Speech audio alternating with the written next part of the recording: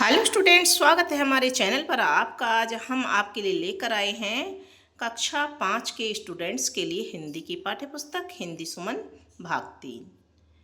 इस पाठ्यपुस्तक में से स्टूडेंट्स हमने बहुत सारे पाठ कर लिए हैं और आज हम शुरू करेंगे अध्याय 12 को, जिसका नाम है नन्हा ध्रुव तारा। अध्याय 12 से पहले जो 11 पाठ और हमने आकलन फर्स्ट और सेकंड, ये आप हमारे चैनल को सब्सक्राइब करके उस पर जाकर प्लेलिस्ट में जाकर देख सकते हैं। तो सबसे पहले हम पाठ को पढ़कर देखते हैं। ऊंचा और खींच दे कोई सपनों का कंदील हमारा, धरती से अच्छा लगता है अंबर में अपना उजियारा। दूर आ रहा होगा कोई मेरे घर का पता पूछता, उसे भटकने से रोकेगा यह मेरा रंगीन सितारा। ऊंचा और खींच दे कोई सपनों का कंदील हमारा। चंद तीलियां थोड़ा कागज, एक दिया छोटी सी बाती, सब मिल करके दूर करेंगे धरती पर फैला अंधियारा। ऊंचा और खींच दे कोई सपनों का कंदील हमारा। अगर कभी पूछे कोई तो उसको इतनी बात बताना, कहना जिसने ठोकर खाई वही बना नन्हा ध्रुव तारा। ऊंचा और खींच दे कोई सपनों का कंदील हमारा, धरती से अच्छा लगता है अंबर में अपना उजियारा। तो ये एक कविता है जिसको लिखी है सर्वेश्वर दयाल सक्सेना ने। यहाँ नन्हा ध्रुव तारा कविता के कुछ कठिन शब्द और उनके अर्थ दिए हैं, तो उनको हम अभी देखने वाले हैं। सबसे पहले शब्द है कंदील, जिसका मतलब होता है लालटेन, कागज या कपड़े का बना दीपक। अंबर का मतलब है आकाश या आसमान। उजियारा का मतलब है प्रकाश या रोशनी।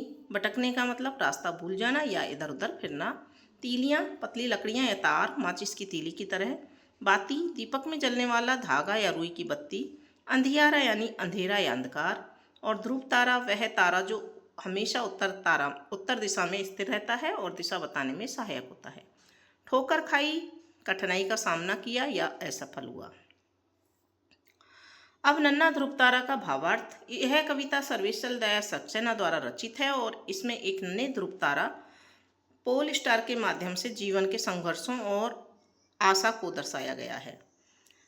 भावार्थ में सपनों का कंदील। कवि कहता है कि कोई हमारे सपनों के कंदील को ऊंचा उठा दे, लालटेन को ऊंचा उठा दे या खींच दे। यह धरती से भी अच्छा लगता है क्योंकि आकाश में इसका अपना प्रकाश होता है। यह सपनों को साकार करने और ऊंचाइयों तक ले जाने की इच्छा को व्यक्त करता है। भटके हुए को राह दिखाना। कवि कल्पना करता है कि कोई दूर से उसके घर का पता पूछता हुआ आ रहा होगा और उसका रंगीन सितारा ध्रुव तारा उसके भटकने से रोकेगा। यह दर्शाता है कि ध्रुव तारा उन लोगों को सही राह दिखाता है जो अपने लक्ष्य से भटक गए हैं या मदद की तलाश में हैं। फिर है अंधेरे को दूर करना। कुछ तीलियां, थोड़ा कागज, एक दिया और छोटी सी बाती मिलकर धरती पर फैले अंधेरे को दूर कर सकते हैं। यह बताता है कि छोटे छोटे प्रयास और एकजुटता से बड़ी बड़ी समस्याओं का समाधान किया जा सकता है और निराशा को दूर किया जा सकता है।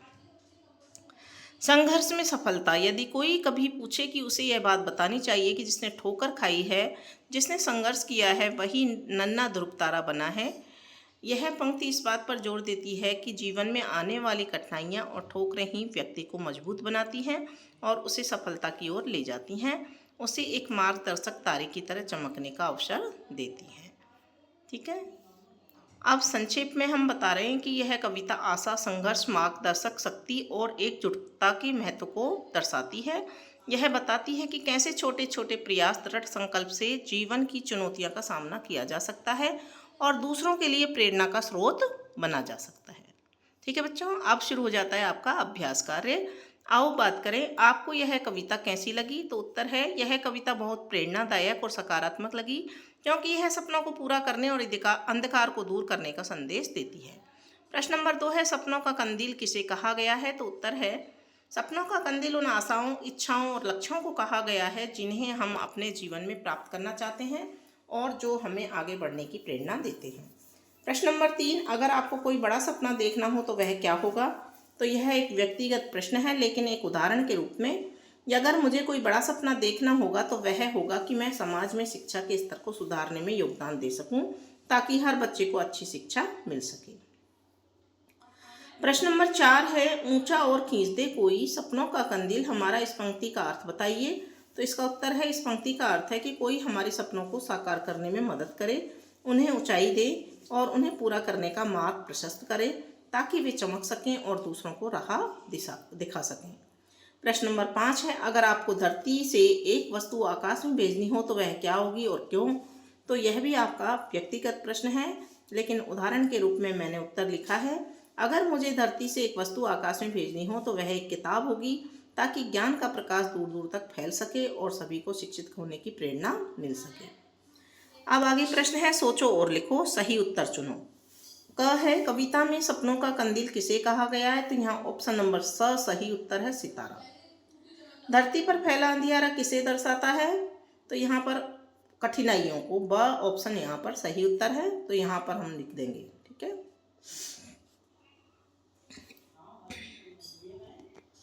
फिर है मिलान करो। कंदील उजियारा फैलाता है, नन्हा ध्रुव तारा रास्ता दिखाता है और चंद तीलियां मिलकर अंधेरा दूर करती हैं। रिक्त स्थानों की पूर्ति कीजिए, सपनों का कंदील हमारा, यहाँ कंदील आ जाएगा। फिर है चंद तीलियां थोड़ा कागज एक दिया छोटी सी बाती, यहाँ कागज आ जाएगा। फिर जिसने ठोकर खाई वही बना ध्रुव तारा, तो यहाँ ठोकर आ जाएगा। धरती से अच्छा लगता है अंबर में अपना उजियारा, यहाँ अंबर आ जाएगा। ठीक है, अब है रचनात्मक प्रश्न, जिसने ठोकर खाई वही बना नन्हा ध्रुव तारा का क्या अर्थ है? तो इसका उत्तर इस प्रकार से लिखेंगे, जिस व्यक्ति ने जीवन में कठिनाइयों और असफलताओं का सामना किया है और उनसे सीख लेकर आगे बढ़ा है, वही दूसरों के लिए प्रेरणा और मार्गदर्शक बनता है, जैसे कि ध्रुव तारा। प्रश्न नंबर 2 है, हमें दूसरों की मदद करते हुए उनके जीवन में उजाला करना चाहिए। कविता में इसके लिए कौन सी पंक्ति का उपयोग किया गया है?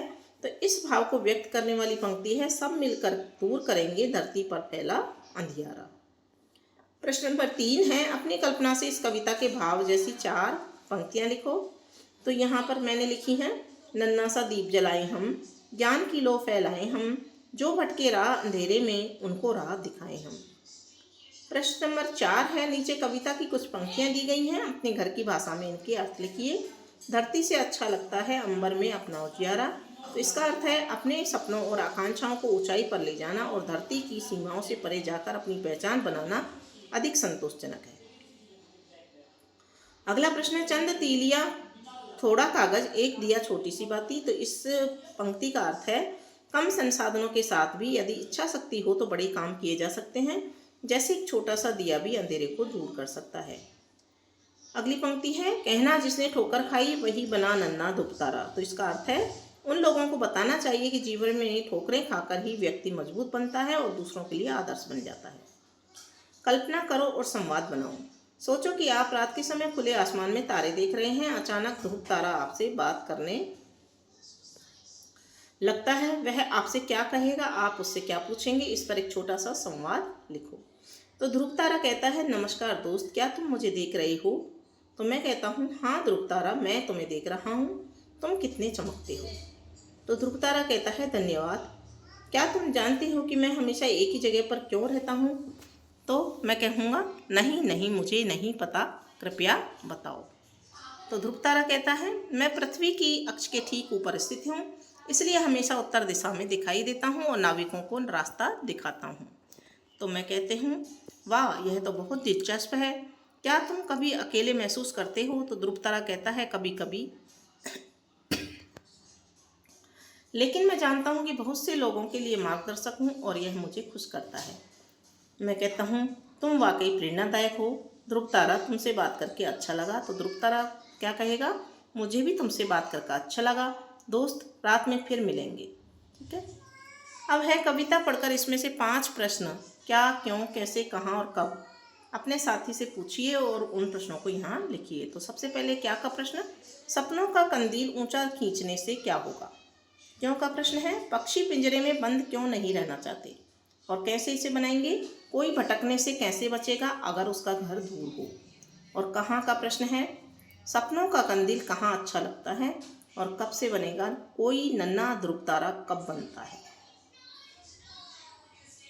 अब है भाषा की बात, संज्ञा और सर्वनाम पहचान कर लिखो। चंद तीलियां मिलकर अंधेरा दूर करती हैं, तो इसमें से संज्ञा और सर्वनाम हमको पहचानना है।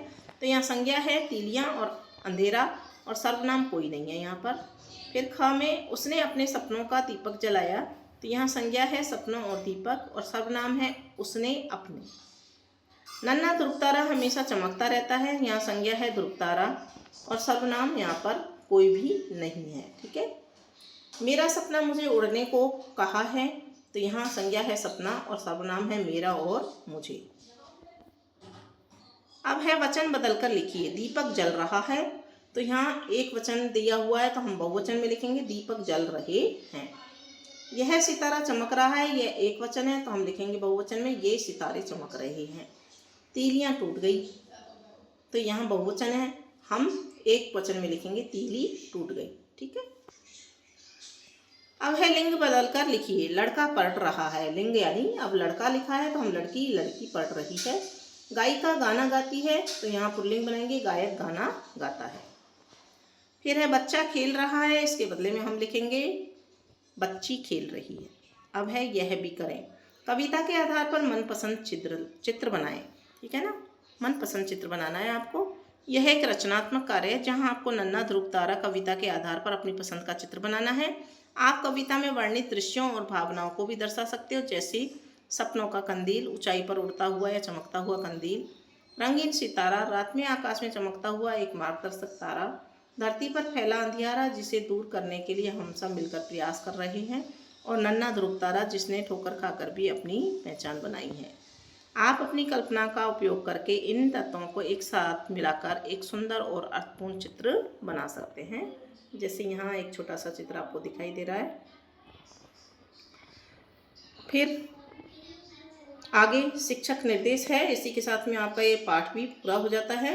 शिक्षक निर्देश को भी एक बार देख लेते हैं। व्याकरण प्रकरण की समझ विकसित करने हेतु शिक्षक विद्यार्थियों के साथ चर्चा करके आवश्यकता अनुसार सहायक करेंगे, जो ऊपर चित्र बनाना है इसमें। ठीक है, तो आप इसके बारे में अपने टीचर से भी पूछ सकते हैं। और इसी के साथ में अपना ये पाठ पूरा हो जाता है। और आगे के पाठ देखने के लिए आपने अभी तक हमारे चैनल को सब्सक्राइब नहीं किया है, तो सबसे पहले जल्दी से सब्सक्राइब कर लें।